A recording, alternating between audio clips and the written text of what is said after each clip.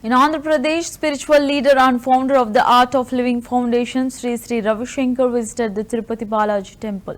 During his visit, he participated in traditional rituals and offered praise at the temple, which is one of the most revered pilgrimage sites in India. His visit attracted considerable attention from devotees and local media, highlighting his deep spiritual connection and respect for the temple's significance. Sri Ravi Shankar's presence at the temple added a special dimension to the ongoing religious festivities and reflected his continued engagement with the spiritual practices and temple traditions.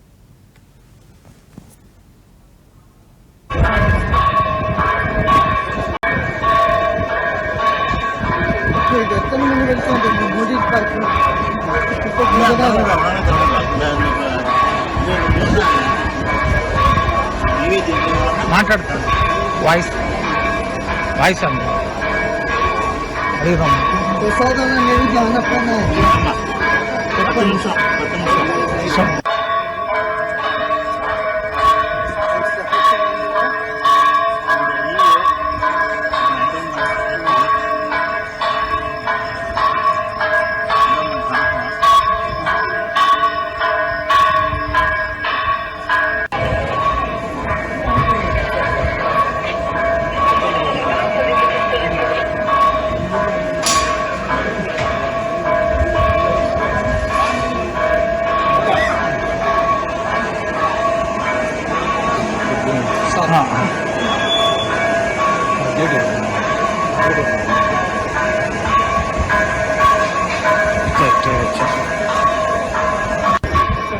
One minute వెళ్ళిపోతా ఇక్కడే. Gandhinagar Union Minister Prahlad Joshi met with Gujarat Chief Minister Bhupendra Patel to discuss the upcoming 4th RA Invest Meet scheduled to take place in the state from September 16th to 18th. During the meeting, they reviewed preparations to ensure the event's success, focusing on logistical arrangements and coordination efforts. The Re-Invest Meet is a significant event aimed at promoting renewable energy investments, and the detailed planning reflects the importance of the conference for both state and national interests.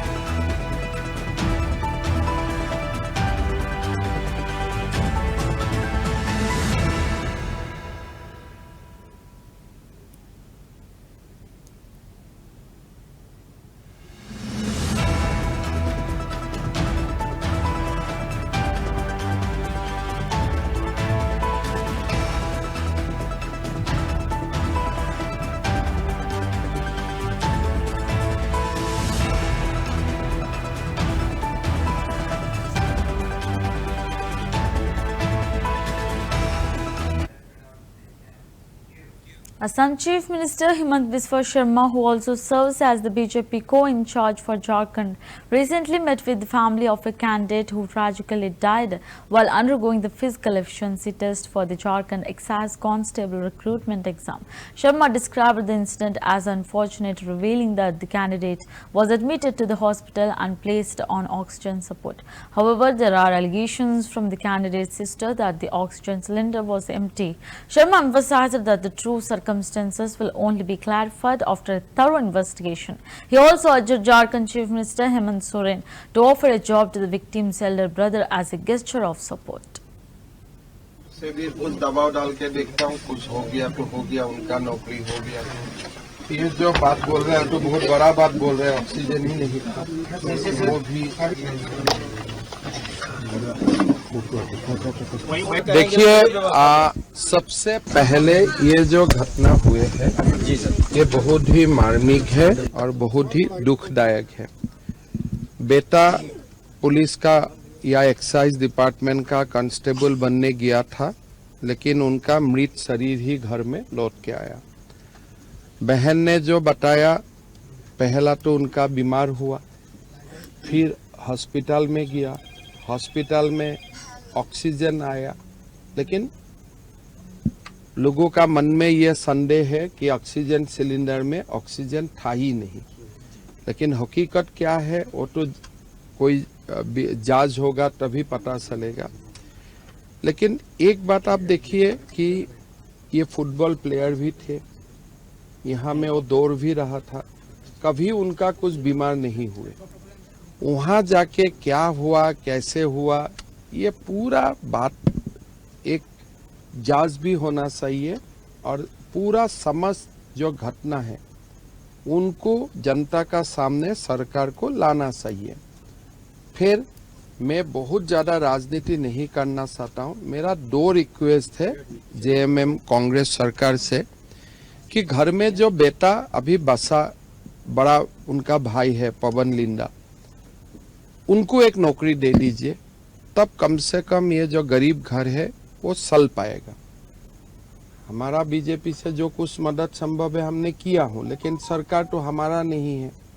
मेरा मुख्यमंत्री जी से निवेदन होगा, ये घर आपका ही है, बेटा बेटी आपका ही बेटा बेटी है, भाई आपका ही है, तो आप एक नौकरी वो लोग को दे देने से, ये माँ भी विधवा है, कम से कम घर चल जाएगा।